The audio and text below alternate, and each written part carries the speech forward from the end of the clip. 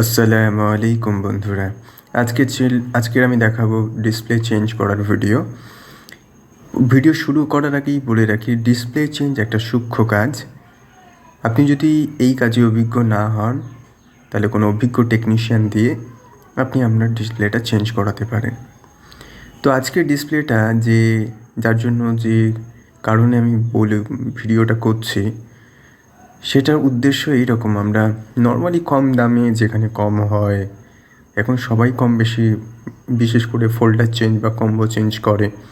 তো এই যে দেখছি উঠে গেছে, এটা কিন্তু অ্যাকচুয়ালি কম দামি আঠা বা ভালো করে পরিষ্কার না করে বসানো, বা অনভিজ্ঞ টেকনিশিয়ান কিন্তু এই ধরনের কাজগুলো করার জন্য উঠে যায়।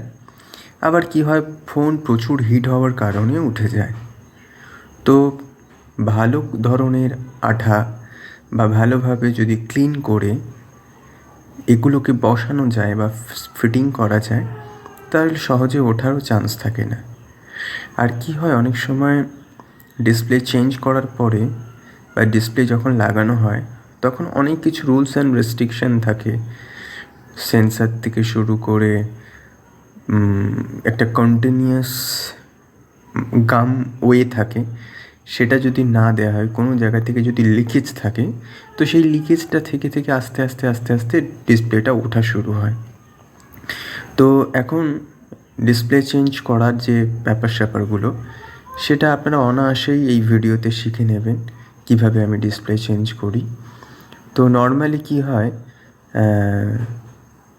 এই সমস্ত পিছনের ব্যাক প্যানেলটা সুন্দর করে খুলে নিতে হবে। খুলে নেওয়ার পরে এই যে ব্যাক প্যানেলটা দেখছেন, এখানে সমস্ত স্ক্রুগুলোর প্রপার খুলে নিতে হবে। একটাও স্ক্রু যেন না থাকে, এখানে একটা স্ক্রু থেকে গেছে।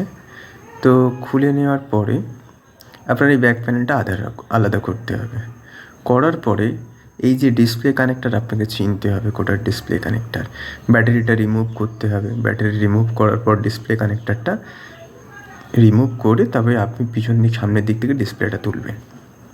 এবার প্রপার ওয়েতে ভালো কোনো ব্লেড বা ভালো কোনো তার ব্রাশ দিয়ে সুন্দর করে যে পুরনো যে গামগুলো ছিল, সেটা 1 by 1 একদম top to bottom A to Z সুন্দর করে পরিষ্কার থাকতে হবে। কোনো জায়গায় যেন উঁচু নিচু কোনো কিছুই না থাকে।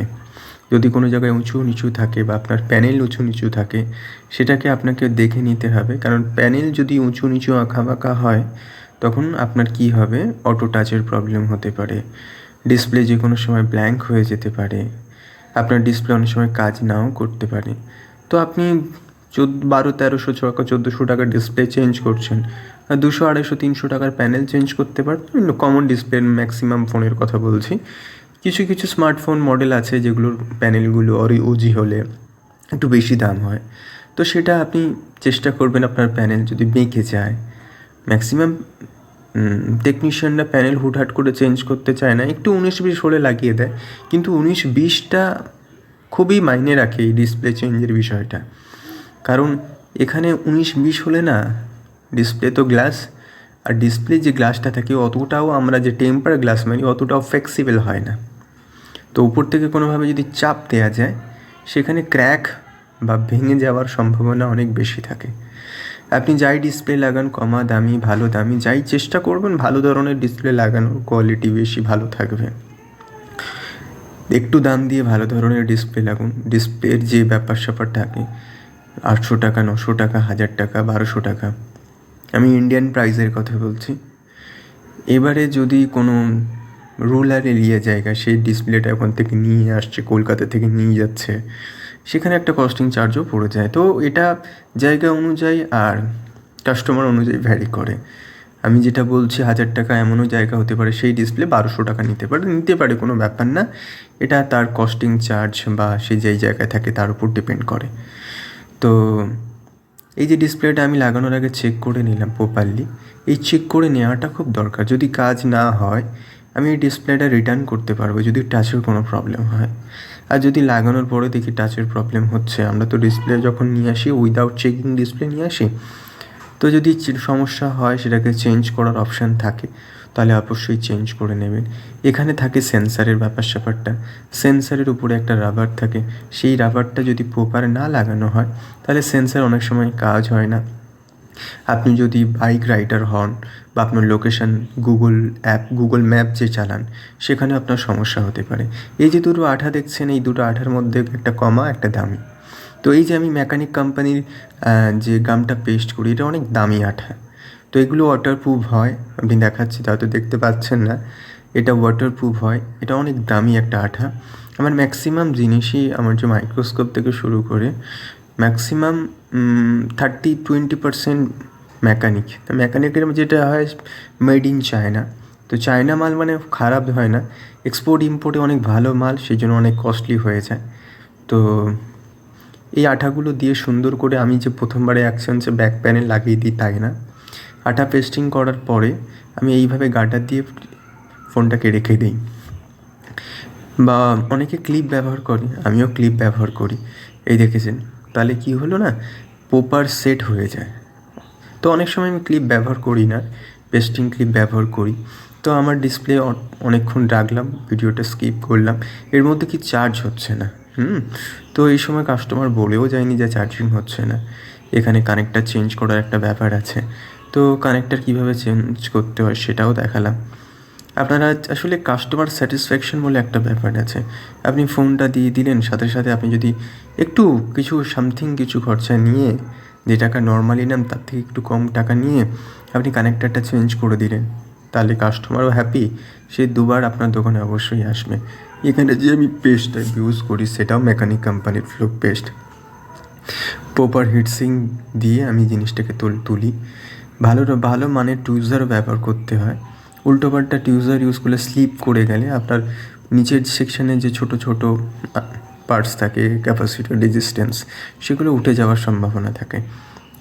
তো চেষ্টা করবেন ভালো মানের কিছু পেস্ট ইউজ করা, ভালো মানের ব্লোয়ার। তো আমার অলরেডি চেঞ্জ করাই হয়ে গেল, আমি চেঞ্জ করার ভিডিওটা দেখালাম না, তো অনেক লম্বা হয়ে যাবে।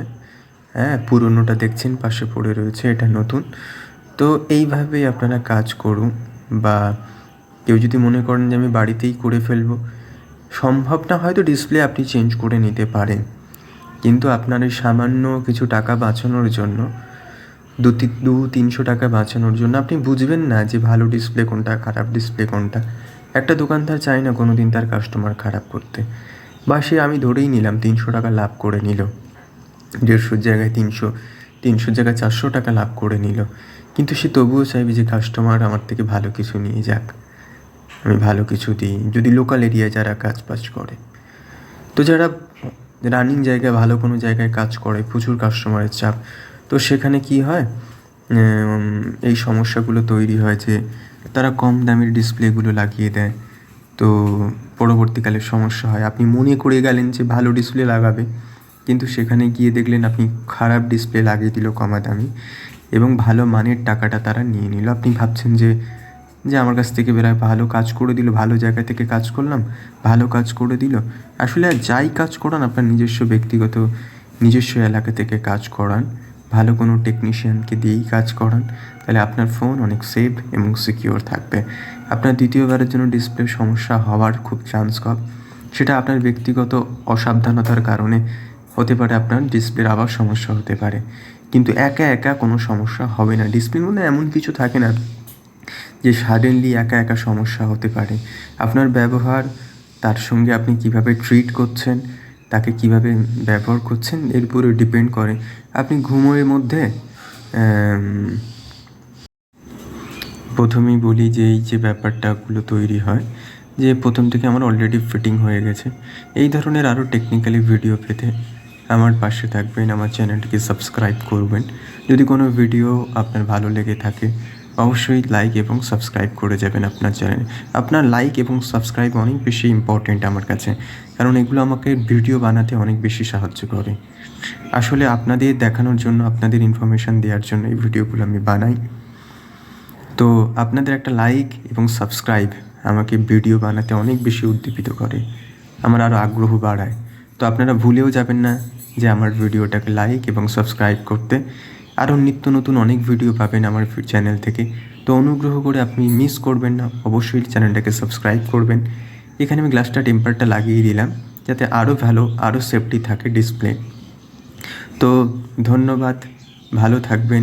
আবার দেখা হবে অন্য কোনো একটা ভিডিওতে, যেখানে অনেক আপনাদের ইনফরমেশান টেকনোলজির ব্যাপারে অনেক কিছু ভিডিও থাকবে।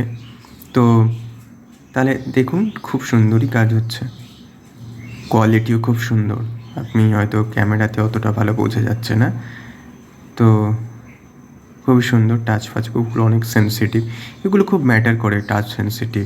অনেক তো গেম খেলে, এগুলো কিন্তু ডিসপ্লে যদি প্রপার ফিটিং হয় না, তবেই সেন্সিটিভ খুব কাজ ভালো করে। তো আপনারা আগেই বলে দিচ্ছি, প্রথম থেকেই বলে দিচ্ছেন, যেখানে কাজ করান ভালো জায়গা থেকে কাজ করান, বিশ্বস্ত জায়গা থেকে কাজ করান, নিজস্ব এলাকা থেকে ভালো কোনো টেকনিশিয়ানকে দিয়ে কাজ করান। হুটহাট করে শহরে গিয়ে এই ধরনের ডিসপ্লে চেঞ্জিংয়ের কাজ করাবেন না, তাহলে আপনাদের হিতে বিপরীত হতে পারে। টাকা জলাঞ্জলি যেতে পারে, টাকা পয়সাগুলো। আপনার ফোনটা ভালো কোয়ালিটির নাও হতে পারে, হতেও পারে, না হতে পারে। তো চেষ্টা করবেন নিজের নিজস্ব এলাকায় নিজস্ব বিশ্বস্ত কোনো টেকনিশিয়ানের কাছ থেকে, অভিজ্ঞ কোনো টেকনিশিয়ানের কাছ থেকে এই ধরনের কাজগুলো করাবেন। তাহলে তারা প্রপার জানে, কাজ করতে করতে একটা দীর্ঘদিনের অভিজ্ঞতা তাদের তৈরি হয়। তো সেই কারণে তাদের অনেক বেশি অভিজ্ঞতার কারণে তাদের কাজগুলো ভুল হওয়ার কোনো চান্সই থাকে না। তো তারা যেহেতু সারাদিন এই নিয়ে পড়ে থাকে, তো তাদের ইনফরমেশান তাদের, যেগুলো অনেক বেশি ভিড় থাকে, তো সেখানে সেই কাজের সেই কোয়ালিটি আপনি পাবেন না। তো আরও একবার আপনাদের অসংখ্য ধন্যবাদ আমার ভিডিওটা দেখার জন্য।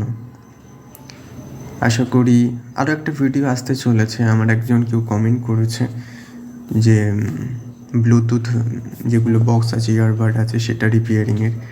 তো ইনশাল্লাহ চেষ্টা করব কোনো একটা ভিডিওতে সুন্দরভাবে রিপ্রেজেন্ট করার জন্য, কীভাবে ব্লুটুথ যেগুলো ইয়ারবাড আছে রিপেয়ারিং করতে হয়। অনেক কিছু ফোনের ব্যাপারে অনেক কিছু সেটিং আছে যেগুলো সেটিং করতে হবে, সেগুলো ভিডিও